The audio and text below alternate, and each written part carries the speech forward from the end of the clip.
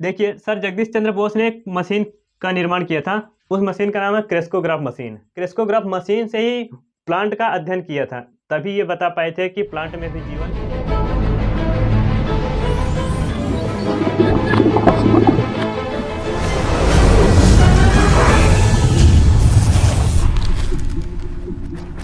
जय हिंद मेरे प्यारे विद्यार्थियों, मैं संजय PSS कोचिंग क्लासेज में आपका स्वागत है। दोस्तों, आज का हमारा जो टॉपिक है बहुत ही इंटरेस्टिंग है। इसके पहले वाला जो वीडियो बनाए थे, जो अपलोड किए थे यूट्यूब पर, उसका काफ़ी अच्छा रिस्पांस भी आया है। वो विज्ञान पर बेस्ड था। विज्ञान से रिलेटिव जितने भी प्रश्न बन सकते थे, मैंने एक ही वीडियो में सारे प्रश्न को कलेक्ट किए हैं। उसमें ये भी बताए थे कि विज्ञान के शाखा कौन कौन से होते हैं, भाग कौन कौन से होती हैं, किस विज्ञान में किस चीज़ का अध्ययन करते हैं। ठीक है, वो सारे के सारे उस वीडियो में हम डिस्कस किए थे। उसका काफ़ी अच्छा रिस्पांस भी आया है, तो उसी से रिलेटिव हम ये दूसरा वीडियो अपलोड करने वाले हैं।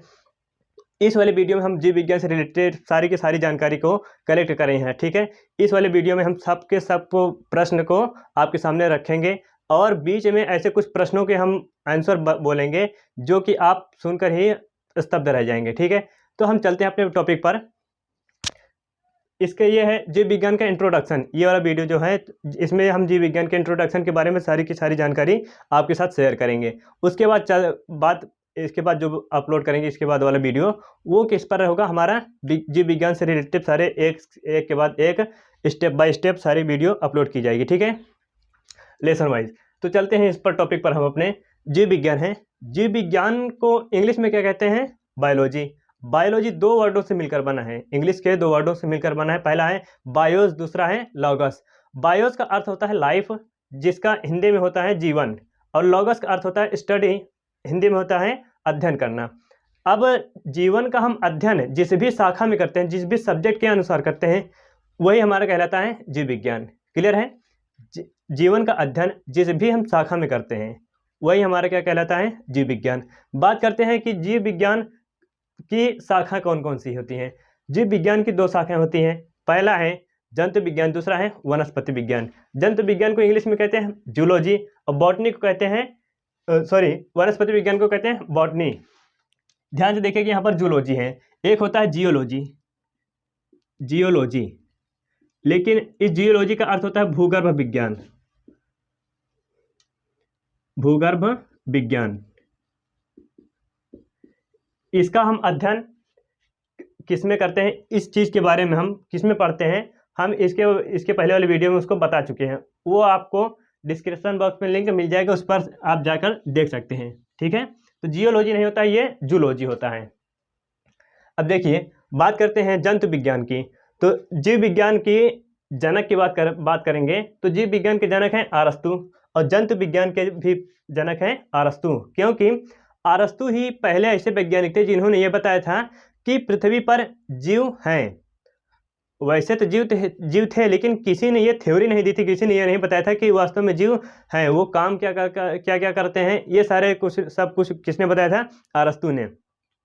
इनके अनुसार पृथ्वी पर सिर्फ एक ही प्रकार के जीव थे, वो थे इंसान। ठीक है, इंसान या फिर जितने भी मूवमेंट करने वाले जीव होते हैं, लोकोमोशन करते हैं जितने भी जीव, वो सारे इनके अनुसार थे। तो इसीलिए जीव विज्ञान को ही इन्होंने जंतु विज्ञान मान लिया था। तो इसीलिए दोनों के पिता यही हो गए, अरस्तु। उसके बाद बात करते हैं वनस्पति की। तो वनस्पति की, जब वनस्पति में भी जीवन होता है, पादपों में भी जीवन होता है। ये हमारे भारत के एक वैज्ञानिक थे, उन्होंने बताया था कि पादपों में भी जीवन होता है। वो भारत के वैज्ञानिक हैं सर जगदीश चंद्र बोस ने। इन्होंने क्रेस्कोग्राफ मशीन से परीक्षण किया था। उन पौधों के ऊतकों के बारे में सारे के सारे लक्षण को इन्होंने देखा था। फिर इन्होंने क्या कहा कि पादपों में भी जीवन होता है। ये एक बार कहीं विदेश गए थे, इसी परीक्षण को अपने रिप्रेजेंट करने के लिए एक बार विदेश गए थे किसी बड़े विश्वविद्यालय में। तो उनसे ये प्रश्न पूछा गया कि आप भारतीय वैज्ञानिक हैं? तो उन्होंने कहा हाँ, हम भारतीय वैज्ञानिक हैं। तो इन्होंने ठीक है, उन सभी वैज्ञानिकों ने इनका परीक्षण लेना चाहा। तो परीक्षण में ये क्या किए कि उन्हें एक जहर का गिलास दिया गया। जगदीश चंद्र बोस को एक जहर का गिलास दिया गया, और इन्होंने उस जहर के गिलास को देखा और इन्हें लगा कि इसमें कुछ है, कुछ जहर इसमें मिलाया गया है। तो इन्होंने क्या कहा, आधा गिलास जो है एक पौधे पर डाल दिए। उस पौधे को देखते कुछ भी नहीं हुआ। कुछ समय पश्चात देखे कि पौधे में कुछ भी नहीं हुआ। फिर इन्होंने क्या किया कि उस गिलास को पूरा पी गए, गिलास में जितना भी जल था वो सब के सब पी गए।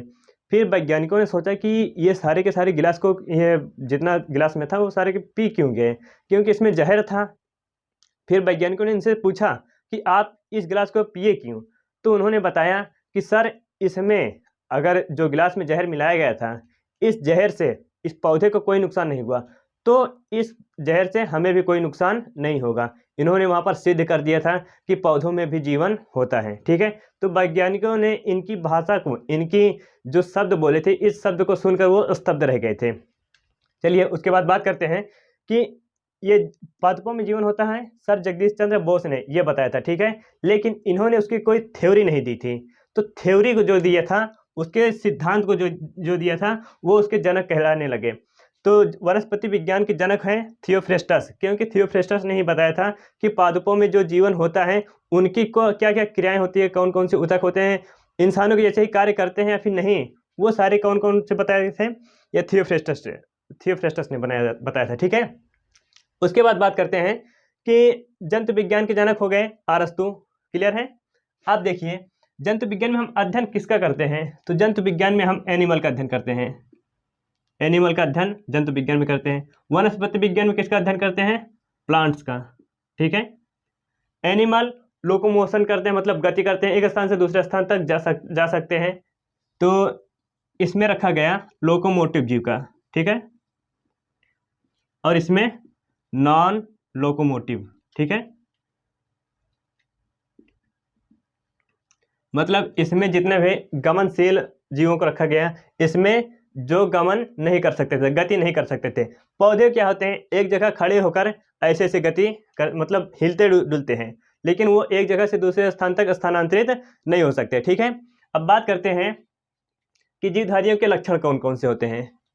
हम जीव विज्ञान पढ़ रहे हैं तो हमें उनके लक्षणों को भी जानना है कि जीव विज्ञान में जो जीव होते हैं उनके कुछ ऐसे लक्षण होते होंगे कि जो कि ये बताते हैं कि इनमें भी जीवन है। ठीक है, उनके कुछ ऐसी क्रियाएं होती होंगी कि वो जो ये दर्शाते हैं कि जीव विज्ञान इनमें पाया जाता है। ठीक है, तो चलिए बात करते हैं जीवन चक्र की।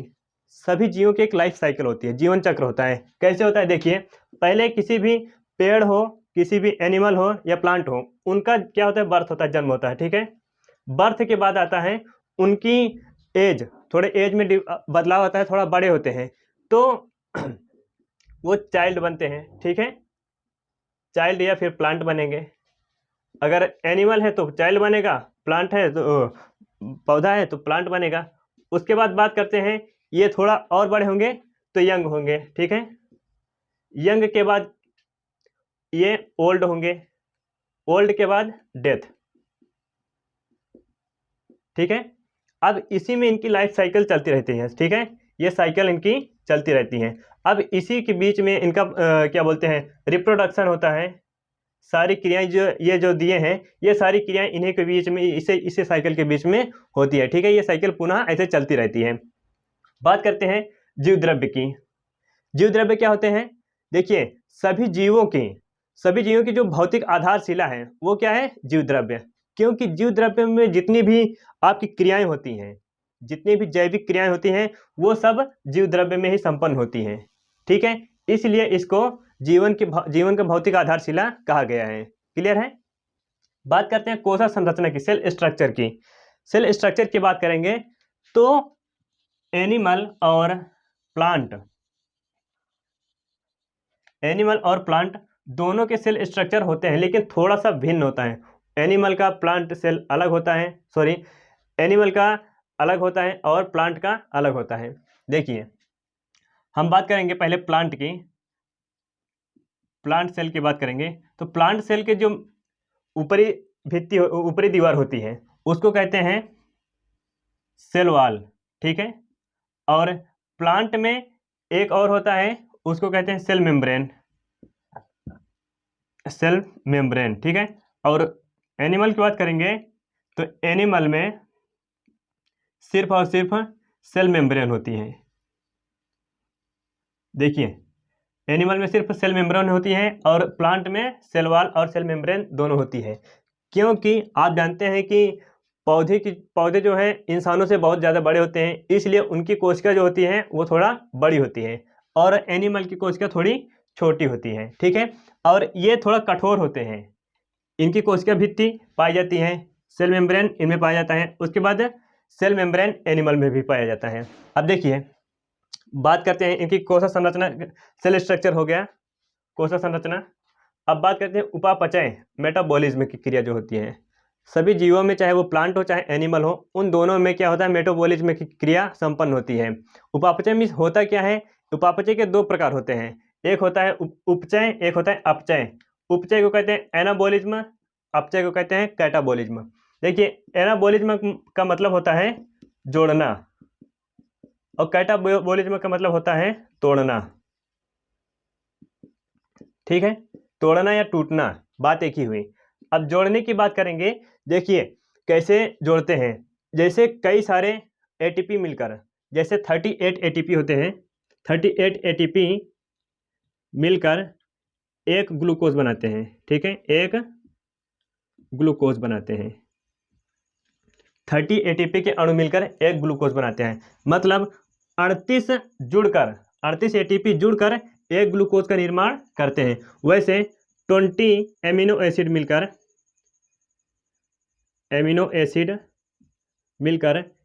एक प्रोटीन का निर्माण करते हैं, एक प्रोटीन का निर्माण करते हैं। 20 एमिनो एसिड जुड़कर एक प्रोटीन का निर्माण करते हैं, ये हो गया जोड़ना। अब टूटने की बात करेंगे, जैसे जो भोजन हम ग्रहण करते हैं, भोजन को छोटे छोटे भागों में, छोटे छोटे टुकड़ों में कौन तोड़ता है, ये ग्लूकोज, ठीक है। ग्लूकोज एक जानते हैं कि एक सरल शर्करा है, ठीक है, कार्बोहाइड्रेट का एक सरलतम रूप है। तो भोजन को तोड़ने की बात आएगी तो ये जब तक टूटेगा भोजन नहीं तब तक वो पचेगा नहीं, ठीक है। छोटे छोटे भागों में तोड़ना, ये क्या कहलाता है, कैटाबॉलिज्म, ठीक है। तो भोजन का पाचन। और बात करेंगे श्वसन, क्योंकि आप जानते हैं कि श्वसन में हम जो वायुमंडल से क्या लेते हैं, हम सिर्फ एयर लेते हैं, वायुमंडल से एयर लेते हैं। अब उस एयर में मिला क्या क्या होता है, ऑक्सीजन मिली होती है, CO2 मिला होता है, और N2 मिला होता है, और अन्य गैसें मिली होती हैं, ठीक है। ये सारी गैसें उसमें मिली होती हैं, लेकिन हमें चाहिए क्या होता है, ऑक्सीजन। हम ऑक्सीजन को लेकर इन सभी को फेंक देते हैं, वापस बाहर निकाल देते हैं, क्लियर है। तो ये हो गया श्वसन, इसको तोड़कर ऑक्सीजन को हमारा ब्लड जो है तोड़कर शरीर के सभी अंगों में पहुंचा देता है, क्लियर है। अब देखिए बात करते हैं श्वसन की। श्वसन एनिमल में भी होता है और प्लांट में भी होता है, लेकिन दोनों में सिर्फ एक ही डिफरेंस होता है कि दोनों को एयर चाहिए होती है, ठीक है। एक को ऑक्सीजन चाहिए होता है, O2 और CO2। यहाँ पर हो गया ये प्लांट, यहाँ पर हो गया एनिमल। देखिए ये एक साइकिल चलती रहती है, अब एक साइकिल चलती रहती है। ऑक्सीजन कौन लेता है, एनिमल लेते हैं, सभी एनिमल क्या लेते हैं, ऑक्सीजन लेते हैं। और एनिमल छोड़ते क्या हैं, छोड़ते हैं कार्बन डाइऑक्साइड, और इसी कार्बन डाइऑक्साइड को प्लांट एब्जॉर्ब करते हैं, ठीक है। और प्लांट छोड़ते क्या है, O2, क्लियर है। प्लांट O2 छोड़ते हैं, ऑक्सीजन छोड़ते हैं, और एनिमल CO2 छोड़ते हैं। अगर इनमें से कोई भी ना रहा, यदि इनमें से मान लो प्लांट ना रहा तो एनिमल भी नहीं रहेगा। दोनों को अगर जीवित रहना है तो इसका भी अस्तित्व चाहिए, इसका भी अस्तित्व चाहिए, क्लियर है। अब देखिए बात करते हैं, श्वसन हो गया, श्वसन भी एक लक्षण है जीवधारियों का। और बात करते हैं पोषण। जीने के लिए पोषण की ज़रूरत होती है, अगर हम पोषण नहीं लेंगे या प्लांट पोषण नहीं पाएंगे तो वो फिर जीवित नहीं रह पाएंगे, ठीक है। अब देखिए पोषण कैसे होता है, प्लांट जो है लिक्विड टाइप में पोषण लेते हैं, प्लांट जो है लिक्विड पोषण लेते हैं, और एनिमल जो है सॉलिड लेते हैं, एनिमल जो है सॉलिड लेते हैं। अब लिक्विड टाइप में कैसे लेते हैं, जैसे जड़ के द्वारा क्या करते हैं, जल को एब्जॉर्ब करते हैं, प्लांट जड़ के द्वारा जल को एब्जॉर्ब करते हैं, लेकिन एनिमल जो है वो भोजन के थ्रू अपने पोषण को कंप्लीट करता है, ठीक है। तो यहाँ पर लिख देते हैं भोजन, ठीक है। यहाँ पर लिक्विड भोजन, ठीक है। दोनों को भोजन की ज़रूरत पड़ती है, लेकिन देखिए इनके पोषक तत्व जो होते हैं, पोषक तत्व दोनों में पाए जाएंगे, चाहे लिक्विड हो चाहे सॉलिड हो। तो पोषक तत्व कौन कौन से होते हैं? पोषक तत्व हैं कार्बोहाइड्रेट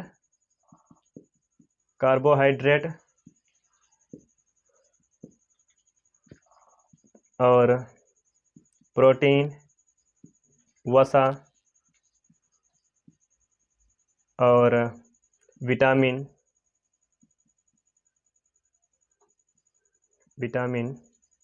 और जो भी मिनरल्स होते हैं, ठीक है, मिनरल्स, ये सारे क्या हैं? ये पोषक तत्व हैं। इन्हीं सभी भोजन से हमें क्या क्या मिलता है? यही सारे पदार्थ प्राप्त होते हैं। क्लियर है? अब बात करते हैं वृद्धि की। देखिए पोषण हो गया, सभी जीवों में, दोनों जीवों में पोषण होता है। वृद्धि की बात करेंगे तो वृद्धि प्लांट में भी होता है और एनिमल में भी होता है, लेकिन प्लांट और एनिमल की वृद्धि में थोड़ा सा डिफरेंट है। क्या डिफरेंस है? देखिए प्लांट का जो चाहे रूट हो चाहे स्टेम का ऊपरी भाग हो, जिसको ब्रांचेस कहते हैं, ठीक है, चाहे ब्रांच हो चाहे रूट हो, अगर ब्रांच में जैसे वृद्धि होगी तो ये सिर्फ ऊपरी वाले भाग में वृद्धि होगी, ठीक है, ऐसे ऐसे बढ़ते हुआ ये एक एक सेल बढ़ती हुई चली जाएगी, लेकिन उसके मध्य में वो वृद्धि नहीं कर पाएगी। और वृद्धि कहाँ पे होगी? साइड में, उसकी जो मोटाई होती है, प्लांट की जो मोटाई होती है उसमें वृद्धि होती है, ठीक है। तो ये हो गया प्लांट में। और रूट की बात करेंगे, सेम प्रोसेस रूट में भी है, उसके एकदम किनारे वाले भाग पर, शीर्ष वाले भाग पर, इसको शीर्षस्थ कहते हैं, शीर्षस्थ,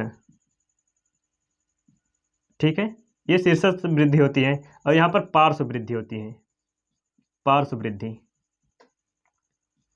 और एनिमल की बात करेंगे तो एनिमल का किसी विशेष अंग से वृद्धि नहीं होती है, उनके पूरे बॉडी में वृद्धि समान होती है, ठीक है।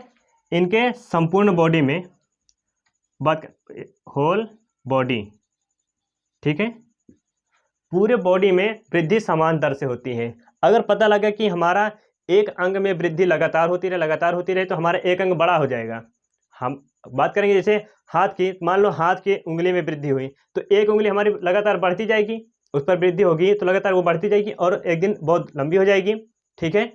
लेकिन हम जानते हैं कि हमारी उंगली एक समान होती है, पांचों एक समान होती हैं, तो इसीलिए एक निश्चित दर से ये वृद्धि होती है। क्लियर है?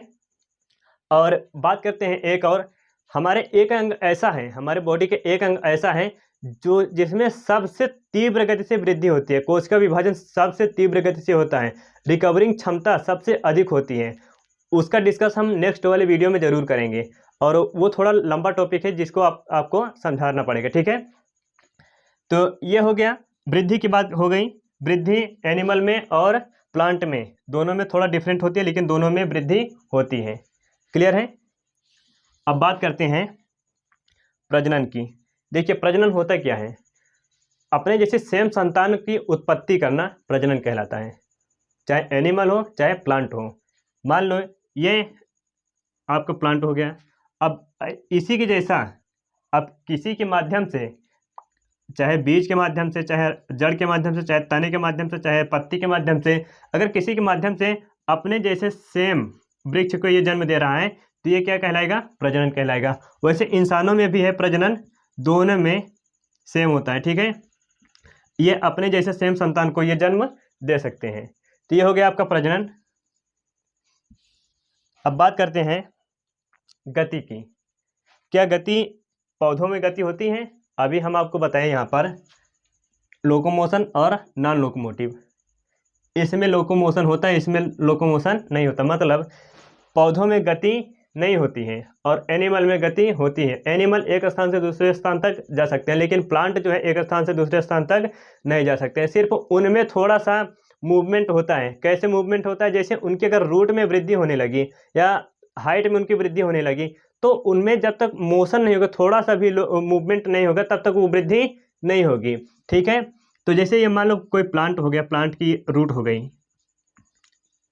आप जानते हैं आप कि जब तक इनके जड़ों में वृद्धि नहीं होगी तब ये जड़ें बढ़ेंगी नहीं बढ़ेंगी। प्लांट के ऊपरी सिरे पर जब वृद्धि नहीं होगी तब तक ये भी नहीं बढ़ेंगे। जब वृद्धि होगी थोड़ा सा मूवमेंट होगा, इनके वृद्धि आकार में थोड़ा सा परिवर्तन होगा और वैसे जड़ों में भी थोड़ा सा परिवर्तन होगा।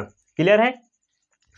वृद्धि हो गई। और इंसान की बात करेंगे तो इंसान एक स्थान से दूसरे स्थान तक जा सकते हैं, चाहे चाहे जिस माध्यम से जा सकते हैं, लेकिन वो माध्यम उनका कुछ ना कुछ होगा, चाहे पैर से हो, चाहे रेंग कर हो, चाहे दौड़ कर हो, किसी भी तरीके से वो जा सकते हैं। क्लियर है?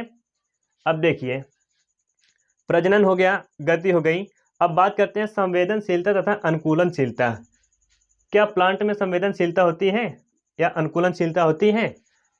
और देखिए, संवेदनशीलता की बात करेंगे तो प्लांट में संवेदनशीलता होती है और एनिमल में भी होती है, लेकिन प्लांट में संवेदनशीलता आप देखने को कहाँ पाएंगे? जैसे आपके पास कोई छुई मुँह का पौधा होगा, उसको तो आपने देखा ही होगा। अगर उसको ऐसा बिल्कुल तन्ना की पत्ती खड़ी रहती है, उसको जैसे टच करेंगे तो वो ऐसे लूज हो जाएगी और पत्तियों को सिकोड़ लेगी। ठीक है? तो संवेदनशीलता, आप उसको जैसे टच करते हैं, उसको आभास हो जाता है कि हमें कोई टच किया है, तो वो तुरंत अपनी पत्तियों को सिकोड़ कर बिल्कुल डाउन कर लेती है। ठीक है? वैसे एनिमल में भी होता है, जैसे आपको कोई टच किए तो आपको तुरंत आभास हो जाएगा कि हमें कोई टच कर रहा है। ऐसा निर्जीवों में कभी नहीं होता। निर्जीवों को ऐसे छुएंगे आप, क्या उसे पता चल रहा है कि हमें कोई छू रहा है या नहीं? उनमें कोई परिवर्तन भी तो नहीं होगा ना। तो ये संवेदनशीलता उनमें होती है। अब अनुकूलनशीलता की बात करते हैं। प्लांट में भी अनुकूलनशीलता होती है। कैसे होती है? देखिए, कोई भी प्लांट जब पतझड़ आता है, बसंत ऋतु में पतझड़ आता है, आप जानते हैं कि जब पतझड़ आता है तो उनकी सारी पत्तियां, जो प्लांट की होती सारी पत्तियों को वो झाड़ देता है। वही उनका हो गया अनुकूलनशीलता, क्योंकि जब अनुकूलनशीलता, वो अपने आप को उस परिस्थिति के अनुसार नहीं ढालेंगे तो वो उनके टहनियाँ टूट जाएंगी, डालें टूट जाएंगी या फिर खुद ही टूट जाएंगे। जैसे उस समय पर आंधी तूफान यही ज़्यादा आता है, जब बसंत ऋतु आती है, पतझड़ का मौसम आता है, तो उस समय पर आंधी तूफान ज़्यादा आता है, तो इसलिए ये लोग अपने पत्तियों का परित्याग कर देते हैं। ठीक है? और उत्सर्जन की भी प्रक्रिया यही है, अभी बता रहे हैं उसे। ठीक है? तो ये अपनी पत्तियों का परित्याग कर देते हैं, वही इन और अपने आप को उस वातावरण के अनुसार ढाल लेते हैं, ताकि जितने भी आंधी तूफान आए वो ऐसे आए, शांति से चली जाए। अब बात करते हैं इंसानों की। इंसान होता है वार्म ब्लडेड, मतलब गर्म खून वाले होते हैं। इनको अपने आप को किसी भी वातावरण में ढाल नहीं सकते। उस ढालने के लिए इनका कोई ना कोई माध्यम की आवश्यकता जरूर पड़ती है। जैसे बात करते हैं कि हम, मान लो हमें गर्मी लग रही है, अगर गर्मी लग रही है तो हमें मोटा वस्त्र तो नहीं पहनेंगे, क्योंकि हम उसके अनुकूल नहीं हो पाएंगे। गर्मियों से बचने के लिए हमें पतले वस्त्रों का उपयोग करना चाहिए। ठीक है? और कोई जब बड़े लोग होते हैं वो एसी या फ्रिज का, कूलर का इस्तेमाल करते हैं। और वही बात करेंगे, जब ठंडी आएगी तो ठंडी में क्या हम पतले वस्त्र पहनेंगे? उस समय क्या क्या पंखा चलाएंगे, एसी चलाएंगे? नहीं चलाएंगे ना। तो उसी के अनुसार हमें जब ठंडी आए तो हमें थोड़ा गर्म चाहिए, गर्म चाहिए। ठीक है? तो हमें तापमान जब तक नहीं मिलेगी, ऊष्मा नहीं मिलेगी, तब तक हम उस ठंडी के अनुसार नहीं ढल पाएंगे। क्लियर है? तो वातावरण के अनुसार ढलना ही अनुकूलन कहलाता है। किसी भी वातावरण के अनुसार ढलना ही अनुकूलन कहलाता है। अब बात करते हैं उत्सर्जन की। एक्सक्रीशन, उत्सर्जन सभी जीवों का मुख्य भाग होता है। ये एक मुख्य ऐसे कह दें कि इसके बिना समझ लो जीवन संभव नहीं है। अगर उत्सर्जन नहीं होगा तब वो प्लांट न तो बड़ा होगा, न तो इंसान आगे बढ़ पाएंगे, न कुछ नहीं। ठीक है? तो उत्सर्जन बहुत ही महत्वपूर्ण भाग है। हमारे जो जीवधारी के जो लक्षण होते हैं, इसी के मुख्य भाग हैं। अब देखिए कैसे उत्सर्जन होता है। एनिमल की बात करेंगे, एनिमल की बात करेंगे तो एनिमल में भी जानते हैं कि उत्सर्जी अंग पाए जाते हैं। वो चाहे वृक्क हो, चाहे वृक्क हो या फिर श्वेत ग्रंथियां हो। ठीक है? वृक्क, श्वेत ग्रंथियां, श्वेत ग्रंथियां जो पसीने की ग्रंथि होती है। ठीक है? और इनमें वृक्क के माध्यम से जो वेस्टेज बनते हैं, जो जल हम ग्रहण करते हैं, उनमें कुछ पोषक तत्व जरूर पाए जाए होंगे। उन पोषक तत्वों को हमारा बॉडी एब्जॉर्ब कर लेती है। ठीक है? एब्जॉर्ब करने के बाद जो वेस्ट बचता है वाटर, उसे यूरिया के थ्रू, वृक्क के थ्रू शरीर से बाहर निष्कासित कर देता है। ये हो गया उत्सर्जन। ठीक है? और जब इसके माध्यम से क्या बाहर जाता है? मूत्र। ठीक है? तो ये जो मूत्र है, ये उत्सर्जी पदार्थ है। जितने पदार्थ बाहर शरीर से बाहर जाते हैं वो उत्सर्जी पदार्थ कहलाते हैं, और जिस अंग से जाता है वो उत्सर्जी अंग कहलाता है। ठीक है? और इस प्रोसेस को हम उत्सर्जन तंत्र पढ़ते हैं। जब उत्सर्जन तंत्र आपको पढ़ाएंगे, उसमें आप पूरी की पूरी डिटेल जानकारी देंगे। ठीक है? अब पसीने की ग्रंथियाँ जो होती हैं, पसीने में क्या हमारे बॉडी के टेम्परेचर को नॉर्मल रखने के लिए, मेंटेनेंस बनाए रखने के लिए क्या होती है, पसीने को बाहर निकालना भी ज़रूरी होता है। क्लियर है? तो इंसानों में उत्सर्जन समझ गए। अब बात करते हैं कि प्लांट में उत्सर्जन कैसे होता है। प्लांट में उत्सर्जन देखिए, जब पतझड़ आता है तो अभी हम आपको बताएं कि यहाँ पर जो अपने आप को अनुकूल बनाने के लिए पत्तियों को वो झाड़ देते हैं। वैसे प्लांट में जो पतझड़ आता है तो अपने पत्तियों को परित्याग कर देते हैं। और साथ ही साथ आप देखे होंगे कि जो उनकी स्टेम होती हैं, तने पर ऐसे बार्क होते हैं जिसको आप छाल कहते हैं। उस छाल को कुछ समय पश्चात आप देखेंगे, मतलब कुछ दिन के बाद देखेंगे, वो उसकी छाल रूखी सूखी हो जाएगी। उसके बाद वो धीरे धीरे निकलते चले जाएंगे, ठीक है, छिलते हुए चले जाएंगे। जैसे सफ़ेदा की बात करेंगे तो सफ़ेदा बड़ा प्लांट होता है, सफ़ेदा बड़ा प्लांट होता है। उनकी छाल देखेंगे तो वो अपने आप बड़े बड़े से पपरे टाइप में निकलते हैं और गिर जाते हैं। तो वो क्या हुआ, उनका उत्सर्जन का ही एक भाग है, ठीक है। यदि वो ऐसा नहीं करेंगे तो उसकी जो तने की मोटाई है उसमें थोड़ा-सा परिवर्तन होगा, वो या फिर वो पौधा ही सूख जाएगा या फिर उनके अंदर कोई न कोई परिवर्तन ज़रूर आएगा। क्लियर है? तो प्लांट में भी उत्सर्जन होता है और एनिमल में भी उत्सर्जन होता है, ठीक है। देखिए, सर जगदीश चंद्र बोस ने एक मशीन का निर्माण किया था। उस मशीन का नाम है क्रेस्कोग्राफ मशीन। क्रेस्कोग्राफ मशीन से ही प्लांट का अध्ययन किया था, तभी ये बता पाए थे कि प्लांट में भी जीवन होता है, ठीक है। ये हो गया आपका कंप्लीट। तो आशा करते हैं दोस्तों हमारी ये वीडियो, आज की वीडियो बहुत ही आपके लिए इंटरेस्टिंग होगी, बहुत ही समझ में आई होगी। यदि कोई पार्ट ऐसा हो जो कि ना समझ में आया हो तो आप कमेंट में के माध्यम से हमारे तक आपको मैसेज भेज सकते हैं, ठीक है। तो जय हिंद, जय भारत, मिलते हैं हम अगले वीडियो में।